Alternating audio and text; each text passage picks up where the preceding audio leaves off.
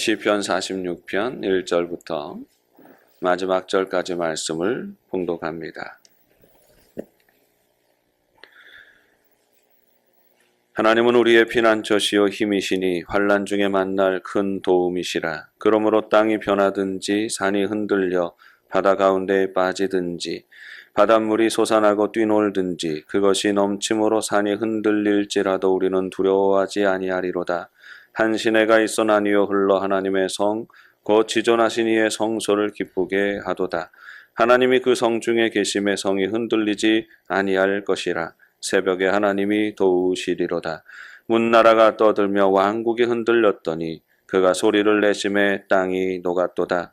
만군의 여호와께서 우리와 함께 하시니 야곱의 하나님은 우리의 피난처시로다. 와서 여호와의 행적을 볼지어다. 그가 땅을 황무지로 만드셨도다. 그가 땅 끝까지 전쟁을 쉬게 하시며 활을 꺾고 창을 끊으며 수레를 불사르시는도다. 이르시기를 너희는 가만히 있어 내가 하나님 됨을 알지어다. 내가 문나라 중에서 높임을 받으리라. 내가 세계 중에서 높임을 받으리라 하시도다. 만군의 여호와께서 우리와 함께 하시니 야곱의 하나님은 우리의 피난처시로다. 아멘. 어떤 신실한 젊은 자매가 있었습니다. 이 자매가 예수님을 잘 믿고 살았는데 그만 잘 믿지 않는 그 신랑을 만나서 결혼을 하게 되었습니다. 결혼을 해서 시집살이를 하게 되는데 시어머니 한 분 계시는 그 시어머니를 모시고 이제 살게 되는 겁니다. 그런데 이 시어머니가 예수님을 알지 못하는 시어머니이다 보니까 이 며느리가 다 마음에 들고 다 이쁜데 한 가지가 늘 눈에 거슬리는 겁니다. 교회를 너무 많이 가는 거예요. 일주일에 다른 며느리들을 보면 교회 한 번만 가도 되던데 이 며느리는 뭐 수요일 날도 가고 평일 날도 가고 예배 시간이 뭐 그렇게 많다고 그냥 있을 때마다 다 가는 겁니다. 그러니까 그게 보기가 싫은 거예요. 있어서 집에 청소라도 하고 음식이라도 해야지 맨날 교회만 갔다 오고 쫓아다니는 모습이 늘 보기 싫어서 시어머니가 그만 잔소리를 좀 여러 번 했습니다. 교회 갔다 올 때마다 잔소리 폭풍이 시작이 되니까 어떤 며느리가 시어머니 소리가 듣고 싶겠습니까? 듣기가 싫어요. 듣기가 싫어도 그래도 이 며느리가 착한 며느리니까 꾸중하시는 이야기 다 듣습니다. 그리고 자기 방에 이제 들어가서 그때부터 울면서 기도하고 찬송하는 거지요. 그때 찬송을 많이 합니다. 찬송가 325장과 342장을 즐겨서 부르는 거지요. 하나님 이 시험에서부터 나를 이기게 해주십시오. 믿음을 주옵소서. 그렇게 늘 기도하는 겁니다. 그런데 며느리가 들어가서 꾸중 듣자마자 들어가서 노래 부르는 게 또 시어머니는 보기가 싫은 겁니다. 아니 저것이 내 말이 아직 끝나지도 않았는데 저것이 나를 얼마나 무시하면 저런 짓을 하느냐고 어디서 배워먹은 버르장머리냐고 그러면서 막 화를 내고 오히려 자기 분에 못 이겨서 막 그러는 거예요. 그러다가 어느 날 시어머니 친구들이 집에 다 놀러 왔습니다. 모처럼 친구들이 놀러 오니까 시어머니가 며느리 흉을 보기 시작합니다. 아이고 내가 여우인 줄은 알았는데 아주 불엿이 상엿이가 들어갔어. 아유 뭐 여간 드센 게 아니야. 야 내가 도저히 못 이기겠다. 그러니까 친구들이 물어봐요. 아니 우리가 보기엔 며느리 참 참하고 괜찮은데 뭐가 그렇게 못마땅해가지고 그렇게 흉을 보느냐고. 이렇게 순종적인 며느리가 어디 있냐고. 그렇게 또 며느리 편을 드는 거예요. 아니야 너희들 볼 때 그렇지. 저것이 아주 불엿이야. 얘기할 때는 다 듣는 것 같은데 돌아서서는 딴 생각 품는 여자야. 그러면서 이제 며느리가 자기 방에 들어가서 노래 부르는 얘기를 하는 거예요. 꾸중 들을 때는 다 듣는 것처럼 들어가더니 들어가서는 노랫말을 바꿔가면서 시어머니 흉을 본다는 거예요. 그래서 무슨 노래를 부르는데? 하고 물어봤어요. 그랬더니 이런 노래를 부르더라. 야 예수가 함께 계시니 시험이 오나 겁없네. 너 시험이 당해 죄 짓지 말고 너 시험이 이겨 곧 물리쳐라. 노래를 해도 그런 노래만 부르면서 그러더라고. 그래서 빠득빠득 이를 갈면서 시어머니가 그 자기 친구들에게 이렇게 한탄을 하더라는 겁니다. 모든 며느리들에게 시어머니가 쉬운 분들이 아니지요. 극복하기 쉽지가 않습니다. 큰 시험거리들입니다. 마찬가지로 요즘 시어머니들에게는 며느리가 쉽지가 않아요. 요즘은 시어머니들이 며느리 살이 한다고 하지 않습니까? 얼마나 잘 눈치 봐야 되고 잘 알뜰하게 살펴주어야 하는지 모릅니다. 쉽게 대해서는 안 되지요. 시어머니도 며느리를 함부로 대해서 안 되고 며느리도 시어머니를 함부로 대해서는 안 됩니다. 많은 시어머니들 중에서 이 며느리하고 관계를 할 때에 좀 실수하는 분들이 있어요. 어떤 시어머니들은 그런 이야기 합니다. 아유, 목사님 말이에요. 나는 며느리 드린다고 생각하지 않아요. 난 딸 하나 드린다고 그렇게 생각해요. 라고 얘기를 하는 집안치고 고부간에 좋은 집안 제가 별로 못 봤습니다. 며느리는 며느리고 딸은 딸이지요. 그러니까 며느리를 며느리로 알고 이해하고 또 시어머니도 준비해야 하는 것이고 며느리도 갈 때마다 그래요. 아유 어머니 저는 우리 시어머니가 우리 친정엄마보다 훨씬 좋아요. 그런 거짓말은 입에 침도 안 바르고 합니까? 그러나 시어머니는 시어머니고 그 친정엄마는 친정엄마지요. 시어머니를 친정어머니 대하듯이 대했다가는 큰일이 나는 겁니다. 그러니까 며느리도 시어머니를 알아야 되는 거고 시어머니도 며느리를 잘 알아야 됩니다. 고부간의 관계가 참 큰 시험거리인데 어떤 집안은 이 시험거리를 잘 극복합니다. 진짜 시어머니와 며느리가 너무너무 잘 지내요. 서로 잘 존중하고 사랑하고 아껴주면서 서로 잘 극복하고 지내는 그런 집안이 있습니다. 잘 되는 집안이지요. 문제거리, 시험거리가 있지만 지혜롭게 잘 극복하고 넘어서서 복된 가정을 이루는 것입니다. 그런데 어떤 집안은 이 고부관계가 심각해지고 문제가 아주 더 심각해져서 나중에는 부부관계까지 영향을 끼치는 경우도 있는 것입니다.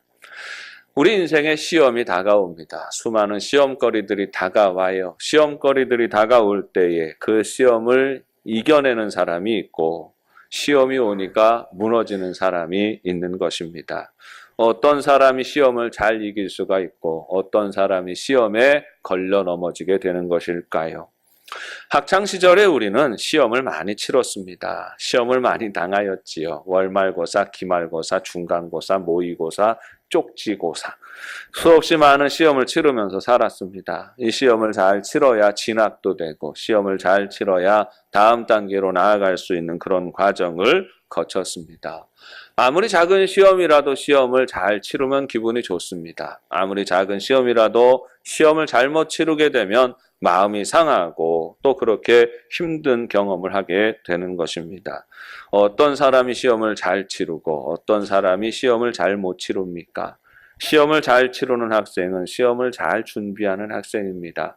수업 시간에 늘 정신을 바짝 차리고 수업에 집중해서 선생님 말을 잘 들어야 하는 겁니다. 예습할 거, 복습할 거, 해야 할 거 잘 해가야 합니다. 시험 때가 다가오면 시간을 정하여서 일주일 앞에 뭐 하고 2주일 앞에 뭐 하고 또 단계별로 계획적으로 준비해서 시험을 잘 준비하는 학생이 시험을 잘 치릅니다. 이런 학생들은 시험장에 들어가서 시험지를 딱 받아들면 머릿속에 그림이 딱 떠오르는 거예요. 자기가 공부했던 내용이 잘 떠오르고 그것을 잘 베껴서 적어내면 좋은 성적을 받을 수가 있는 거지요. 시험을 못 치르는 학생은 준비를 하지 않는 학생입니다. 수업 시간에 깨있는 시간보다 잠들어 있는 시간이 더 많은 학생입니다. 예습과 복습은 어느 나라 말이냐라고 생각하는 사람들이지요. 그리고 시험철이 다가올 때가 되면 시험 때는 더 열심히 놀아야 돼 하는 생각으로 여기저기 재미있는 놀이거리들을 찾아 다니는 사람들입니다. 이런 학생들은 시험지를 받아들면요. 한 가지를 확인하게 됩니다. 검은 것은 글씨이고 하얀 것은 종이이구나 하게 되는 거지요. 이름 쓰는 칸에 자기 이름 쓰고 나머지 1번으로 찍고 나오게 됩니다. 그러면 좋은 성적을 거둘 수가 없지요. 시험을 잘 치를 수가 없는 것입니다. 시험은 잘 준비한 사람이 잘 감당해요. 잘 준비하지 않은 사람은 실패하게 되어 있는 것입니다. 학교를 졸업하고 나면 시험은 여러 가지 다른 모습으로 우리 인생에게 다가옵니다. 물질적인 문제가 될 수도 있습니다. 건강상의 문제가 될 수도 있습니다. 인간관계상의 문제가 될 수도 있습니다. 고부간의 문제가 될 수 있고 요즘은 사위와 장모간의 문제가 될 수도 있습니다. 형제간의 문제가 될 수도 있어요. 수없이 많은 인생의 문제거리들이 염려와 걱정과 근심과 환란의 문제로 우리에게 다가오는 것입니다. 다가오는 모습이 어떻든지 간에 이렇게 우리 인생 가운데 쏟아지는 연단들을 우리는 시험이라고 말하는 것입니다. 시험은 개인에게도 다가오고 교회에게도 다가옵니다. 성도도 시험에 들 수 있고 교회도 시험에 들 수 있습니다. 문제는 이 시험을 어떻게 지나가느냐에 따라 사람의 운명이 달라지고 교회의 운명이 달라진다는 것입니다. 시험을 잘 치르는 학생이 있고 못 치르는 학생이 있듯이 우리 인생에 시험이 다가올 때 이 시험을 잘 대처하고 잘 극복하는 사람은 한 단계 더 성숙한 자리로 나아가는 것이죠. 한 단계 더 아름답고 복된 자리로 나아가게 되는 것이지요. 그런데 걸려 넘어지는 사람은 이제까지 이루어 놓은 것도 다 무너지는 삶을 살게 되는 것입니다. 우리는 시험이 오지만 그 시험을 넘어서는 삶이 되어야 합니다.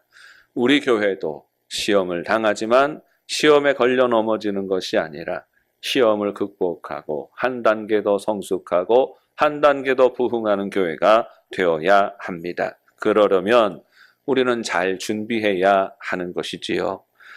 학교 다닐 때 시험 준비를 잘하는 것은 학과 공부를 잘 기억해내는 것입니다. 공부한 내용들을 잘 기억해내야 그 시험을 잘 치를 수가 있지요.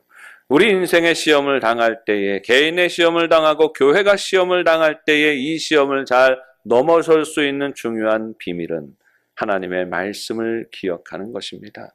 하나님의 약속을 기억하는 것입니다. 하나님의 진리를 기억하고 그 하나님의 은혜와 능력을 붙들고 살아가는 것이지요. 여러분 어떻게 좀 더 구체적으로 어떻게 이 시험을 잘 극복하고 이기고 승리하는 삶을 살 수 있을까요? 먼저는 우리는 우리 인생의 피난처가 바로 여호와이심을 고백해야 합니다. 인생의 모든 문제들은 사람을 보고 세상을 볼 때 우리에게 다가오는 것입니다. 여러분 살다 보면 겪게 되는 문제가 교회 안에 일어나는 문제가 하나님 때문에 생기는 문제인 경우가 있습니까? 아니에요. 우리 인생의 모든 문제는 사람 때문에 생기는 문제입니다. 연약한 인간 때문에 악한 인간 때문에 우리 안에 있는 죄악 때문에 벌어지는 문제들이고 이런 문제들을 시험이라고 말하는 것입니다. 그런데 왜 시험을 받을 때에 시험을 당할 때 하나님을 원망하고 하나님을 탓합니까? 우리는 하나님을 원망하는 삶을 살면 안 됩니다. 우리는 그때에 어려움이 있을 때 사람으로 인한 문제가 있을 때에 여호와 하나님을 기억하고 하나님을 부르는 삶을 살아야 하는 것입니다.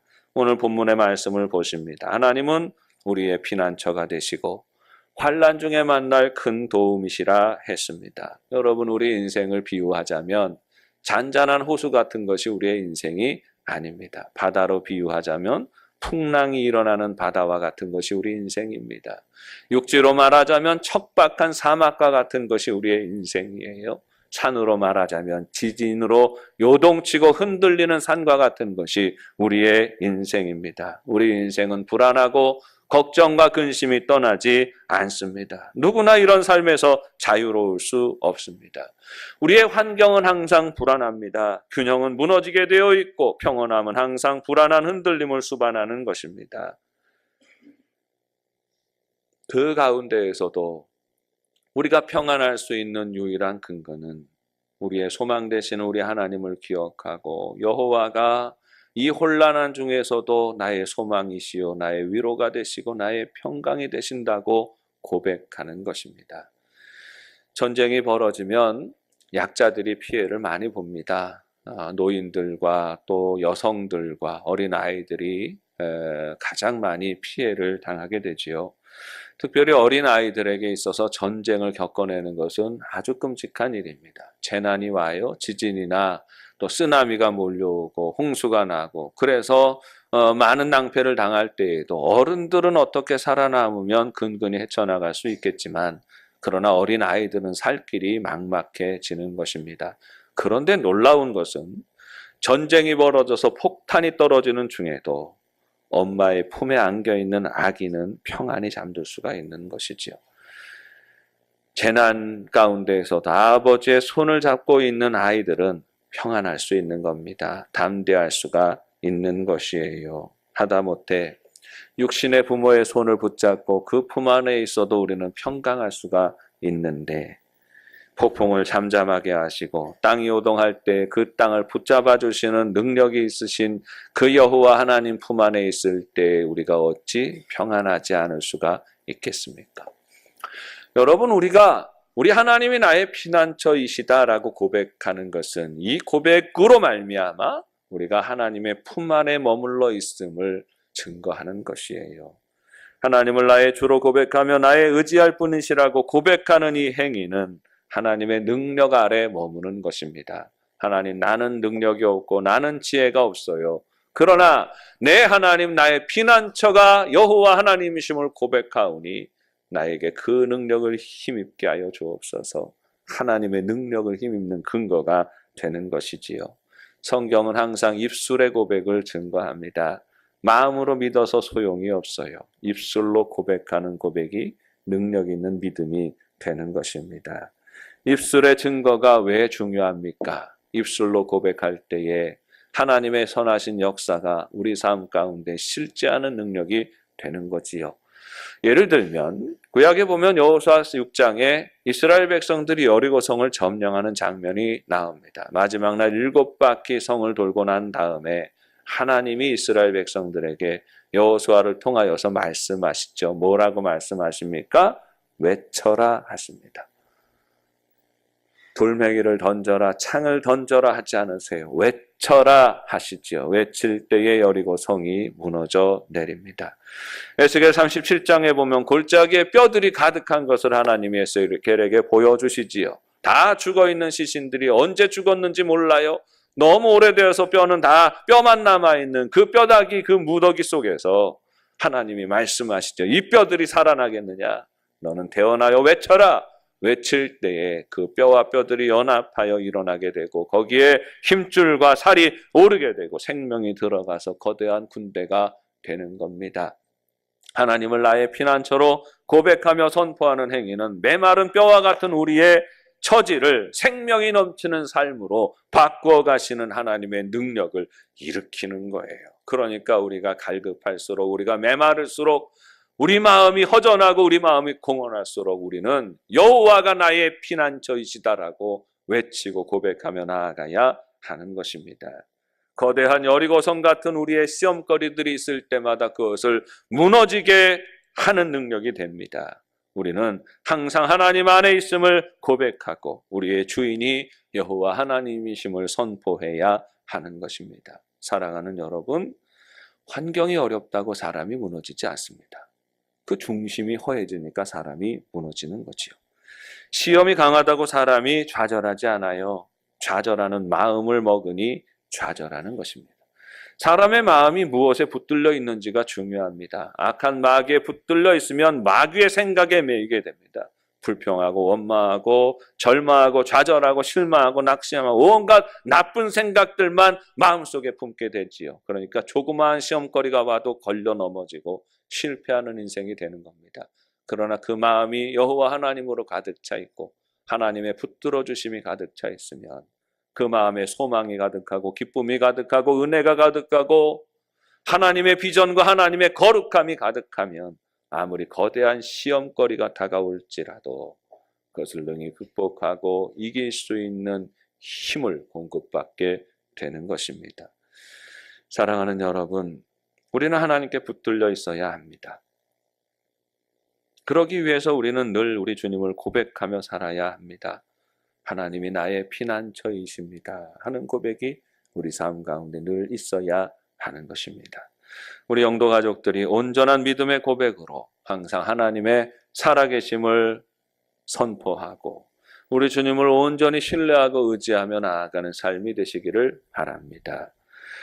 그러면 무슨 일이 일어날까요? 우리가 여호와 하나님을 나의 피난처로 삼으면 무슨 일이 일어날까요? 그 사람이 하나님의 참된 평강을 누리는 겁니다. 성경은 이 평강에 대하여서 하나님이 함께 하시는 공동체 안에서 일어나는 역사라고 이해합니다. 성경이 아주 하나님의 백성들에 대해서 상징적으로 그리는 그림이 구약에도 있고 신약에도 있습니다. 구약의 하나님의 백성들의 상징적인 그림은 출애굽하여 광야길을 걸어가는 이스라엘 백성들의 무리들입니다. 신약에서 상징적인 하나님의 백성의 무리는 풍랑이 있는 바다에서 조업하는 제자들의 모습입니다.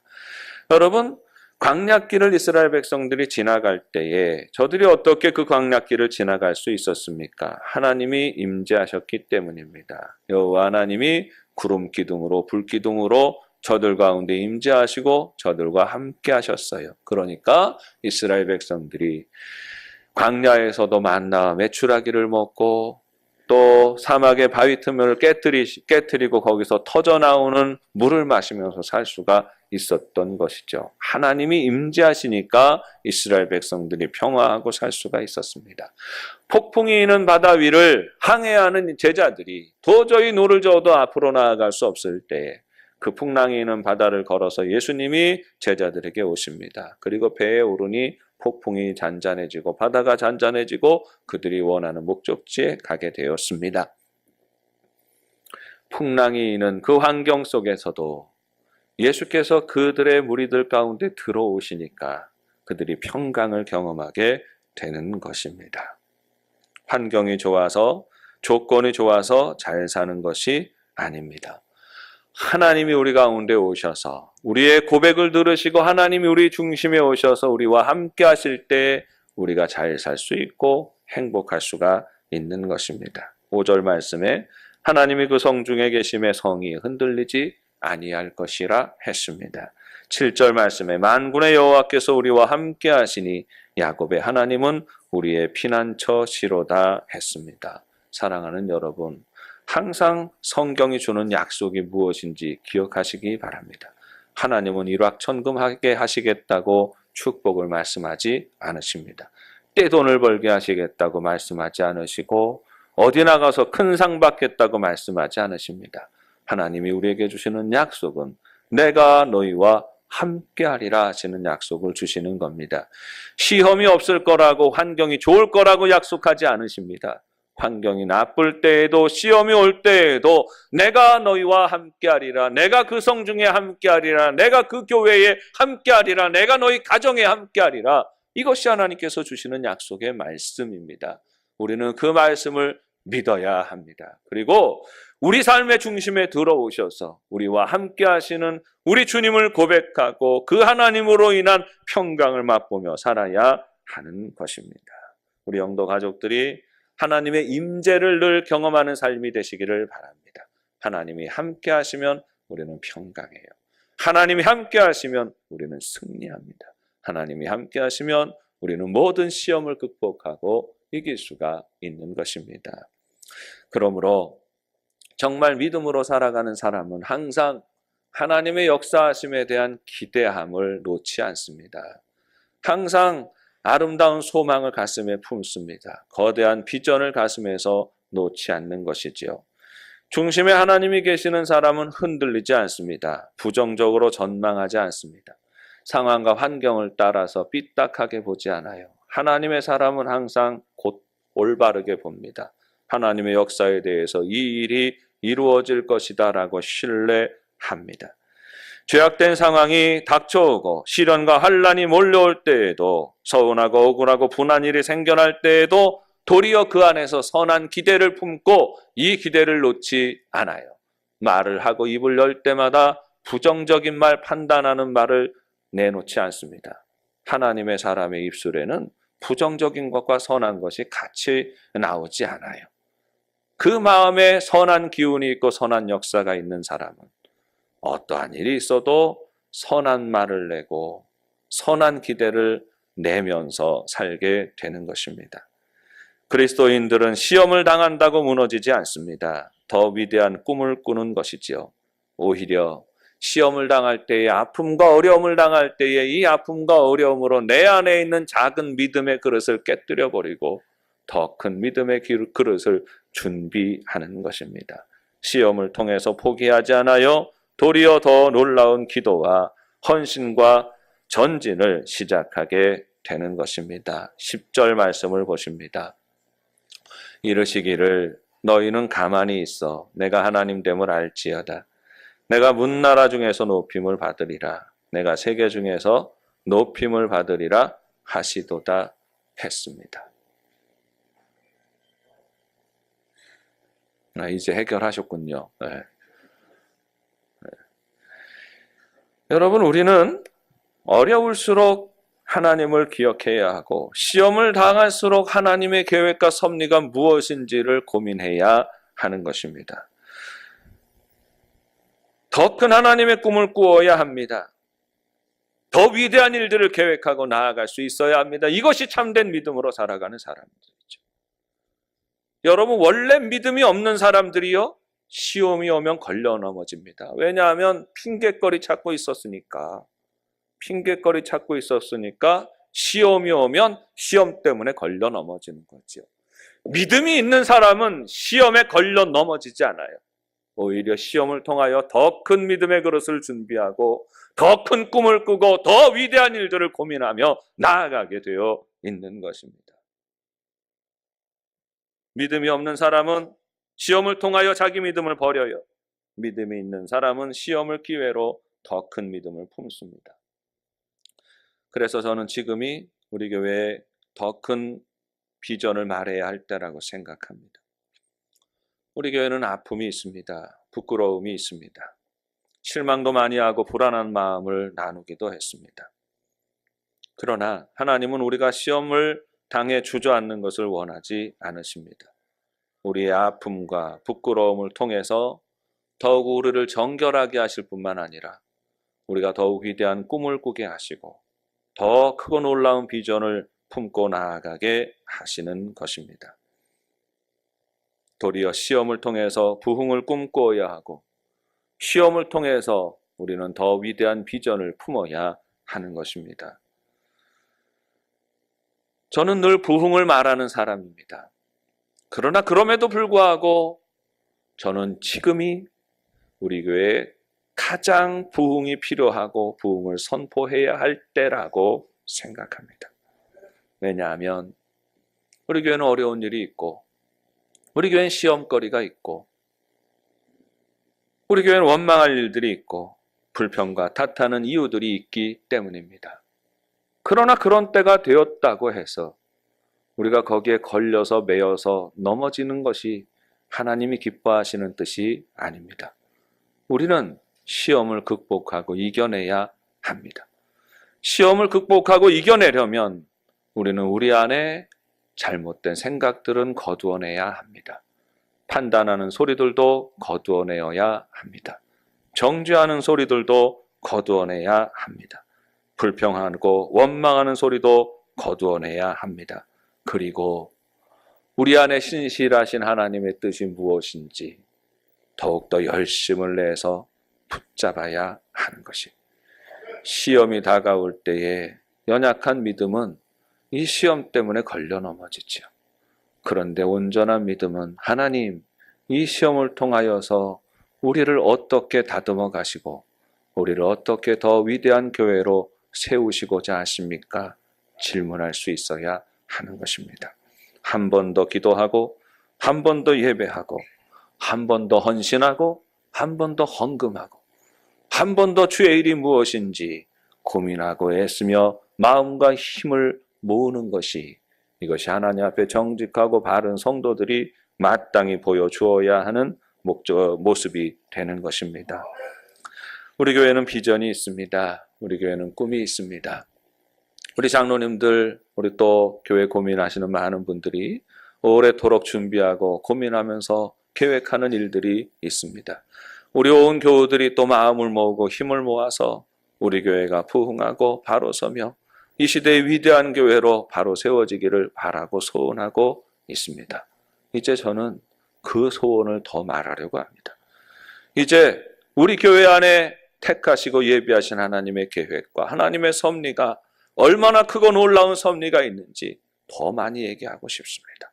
더 많이 도전하고 싶습니다. 여러분, 한 걸음 더 헌신합시다. 한 번 더 열심을 냅시다. 한 번 더 기도합시다. 계속 또 그 얘기할 거예요. 왜냐하면 우리는 시험이 있으니까. 어려운 일들이 있으니까. 그러나 이것에 주저앉고 머물러 앉는 것이 마귀가 원하는 일이고, 우리는 마귀가 원하는 삶을 살아가는 것이 아니라 하나님이 원하는 삶을 살아야 하니까, 우리 교회는 마귀가 원하는 그 길로 나아가야 하는 그런 운명이 있는 교회가 아니라, 우리 교회는 하나님이 기뻐하시고 하나님의 뜻을 무슨 일이 있어도 더욱더 위대하게 감당해 나아가야 하는 그 책임과 사명이 있으니까, 하나님이 그 일들을 위해서 우리 한 사람 한 사람을 부르셨으니까 우리는 실망하면 안 됩니다. 우리는 낙심하면 안 됩니다. 우리는 어떠한 일이 있어도 오히려 더 큰 꿈을 꾸고 더 위대한 꿈을 꾸고 마음과 기도와 열심을 모아 나아가야 하는 것입니다. 사랑하는 여러분, 거룩한 내 마음을 함께 모을 수 있는 삶이 되시기를 바랍니다. 우리는 주저앉아서는 안 되는 거죠. 우리 교회는 더욱더 위대한 꿈을 꾸어야 합니다. 그 위대한 사명을 하나님이 우리에게 주셨고, 이 사명 우리는 감당해 나아가야 합니다. 그러려면 우리는 위대한 마음을 품어야 해요. 하나님의 마음을 가슴에 품고, 어린아이서부터 노인들에 이르기까지 우리 하나님의 마음을 품고 하나님의 비전을 품고 함께 합력하여 나아가는 복 있는 삶이 되시기를 주님의 이름으로 축원합니다. 오늘 우리 하나님께서 주시는 말씀을 보십니다. 지금은 두려워하지 말고 원망하지 말고 믿어야 할 때라고 말씀하십니다. 너희는 가만히 있어 내가 하나님됨을 알지어다 말씀하십니다. 가만히 있는 건 손 놓고 있는 것이 아니에요. 마음의 소원을 가지고 기대를 가지고 여호와 하나님을 주목하며 기다리고 있는 것이지요. 우리 영도의 가족들이 힘들수록 더욱 주님을 바라보며 어려운 일 당할수록 낭패를 당할수록 더욱더 위대한 꿈을 꾸는 복 있는 백성으로 구별되어지고, 이 마음을 모아서 우리 영도교회가 시험을 넘어서서 전진하며 시험을 넘어서서 부흥하고 시험을 넘어서서 위대한 역사를 이루어가는 복 있는 교회가 되기를 주님의 이름으로 축원합니다. 하나님 아버지, 은혜를 감사합니다. 오늘도 주시는 말씀을 믿음으로 받습니다. 우리가 주저앉고 우리가 낙심하고 머무는 것이 이것이 하나님의 뜻이 아니라 더욱더 용기를 내어 하나님의 뜻을 붙잡고 달려나가야 하는 것이 하나님의 계획임을 깨닫습니다. 주여 은혜를 더하여 주시고 어려움이 다가올수록 더욱더 헌신하며 더욱더 열심을 내며 더욱더 선한 일에 마음을 모으는 우리 영도의 가족들이 되게 하여 주옵소서. 예수님의 이름으로 기도합니다.